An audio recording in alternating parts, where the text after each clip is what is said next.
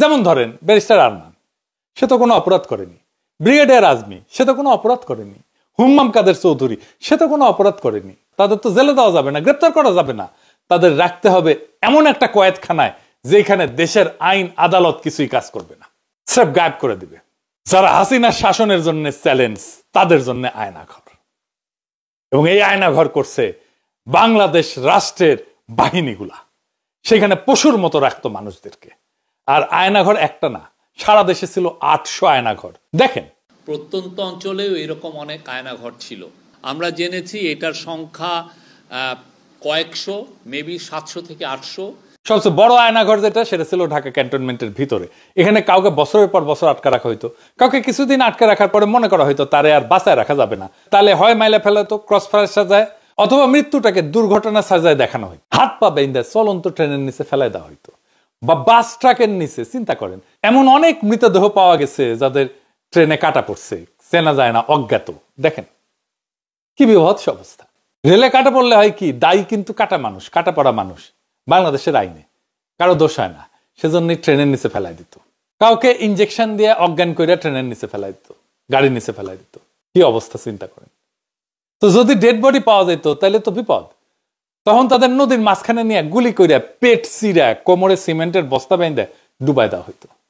জিয়াউল হাসান নিজের হাতে এরকম মানুষকে মারছে। শুনেন স্বীকারোক্তি। আমরা ইয়েতে যাওয়ার পরে উনি ডেস্টিনেশনটা আগে থেকে বলে যাবে কোথায় যাবে, সাউথের দিকে যাবে। তো যাওয়ার পরে তারপরে বললো যে স্লো ডাউন। দেখো স্লো ডাউন বললে তখন বুঝি যে এখন প্রক্রিয়া শুরু হবে। যখন কলের ভিতর দিকে তাকে তুলে নিয়ে আসে, সিমেন্টের বস্তা কিন্তু বাইরে থাকে স্যার।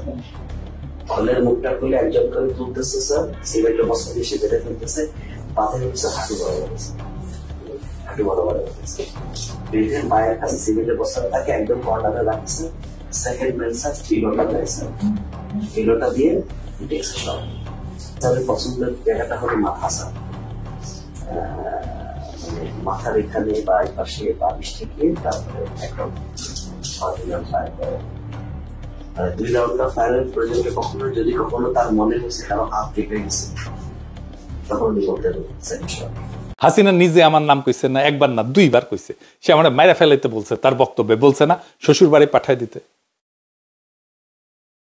আর ওদিকে সেই কি মিনাক ভট্টাচার্য, ও কিন্তু ভট্টাচার্য না, ও কিন্তু হিন্দু থেকে মুসলমান হয়েছে। ও একদম জামাত ইসলামের নেতার মেয়েকে বিয়ে করেছে। ও এখন ও ভট্টাচার্য লেখে কিভাবে? ও তো ধর্মান্তর হয়ে গেছে। এটা তো কোনো আশা নাই, কোন মিডিয়াতে জানতে হবে। তাই শ্বশুর বাড়ি তো মানুষই যত সম্ভব বোধহয় ত্রিশাল বা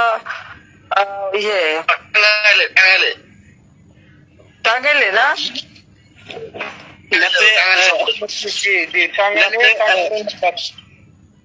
জামাতে ইসলামের নেতা না, জামাতে ইসলামের নেতা কিন্তু তার মেয়েকে তো এই বিধর্মীর সাথে বিয়ে দেবে না, নিশ্চয়ই তার মুসলমান বানাইছে। এই যে সুশান্তের সাথে শরীফ আজাদ, ডাক্তার আইজু নামে লাদায়, সে তো আমাকে খুন করার আহ্বান জানাইছে। শোনান এডিটর সাহেব। পিনাকি ভট্টাচার্য ফ্রান্সে একটা লয়ের কথা বলি, if you kill someone you don't need to death penalty, maybe life in the prison 10 years 12 years। ফ্রান্সে কি বাংলাদেশের মানুষ নাই? পিনাকির মতন একটা কুকুর এই ধরনের কাজ করে যাবে আর বাংলাদেশের মানুষ এখানে বসে আছে? অ্যাসাইলাম মারা একটা কুকুর এখানে বসে আছে। এই কুকুরটা গলা কাইটা যদি এখানে কোনো মানুষের ডেথ পেনাল্টি হবে না, life in the prison. I am challenging. I am sorry. শুনিছেন? আচ্ছা এডিটর সাহেব আবার শোনান তো, হাসিনা আমাকে নিয়ে কি কইছে 2 বার, এটা শোনান। মাননীয় নেত্রী আমরা সব জানি, এবং আমরা যত কিছু করার আমরা তার বিরুদ্ধে ব্যবস্থা করবো, আমরা তার বিরুদ্ধে ব্যবস্থা করবো। আমরা আওয়ামী লীগ তো আমার বিরুদ্ধে মিছিল করে প্যারিসে আইসা।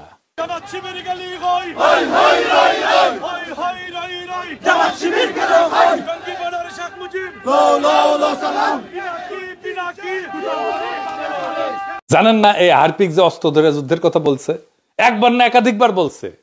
আজ শোনেন একটা। আমি আবারও আপনাকে বলি যে সশস্ত্র সংগ্রাম, গেরিলা প্রস্তুতি এগুলো আমাদের জন্য জরুরি এবং সেটা আমাদেরকে ভাবা শুরু করা উচিত।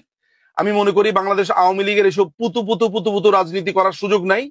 আমরা দেখব যদি ভালোই ভালোই কাজ হবে, কিন্তু দেশ যদি এইভাবে পাকিস্তানের দিকে চলে যেতে থাকে, সশস্ত্র সংগ্রাম এবং আমাদেরকে এই গেরিলা সংগ্রাম বা আরেকটা মুক্তিযুদ্ধ ছাড়া আমাদের কোনো রাস্তা নাই।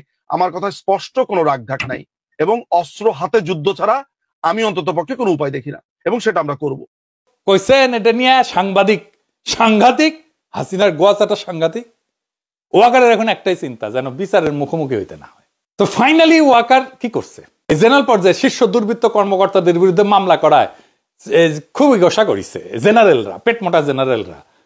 সেনাবাহিনীর টপ অফিসাররা জরুরি সম্মেলন বসছে আজকে যখন রেকর্ড করেছি। ওয়াকার সহ 56 জন জেনারেল এই যে আইসিটি যে আদেশটা করছে, যে আদেশ জারি করছে, তীব্র প্রতিবাদ জানাইছে। পরিস্থিতি অন্যদিকে মোড় নিতে পারে। প্রাক্তন সেনা প্রধানদের আর্মি হেডকোয়ার্টার ডাকা হবে জানা গেছে, এবং প্রাক্তন সেনা প্রধানরা কেউ যাবেন না ওইখানে। এবং এটা নিয়ে যদি কিছু করতে চায় ওয়াকার, তবে প্রফেসর ইউনূসকে আমি বলবো জরুরি ভিত্তিতে দেশবাসীকে অবহিত করার জন্য।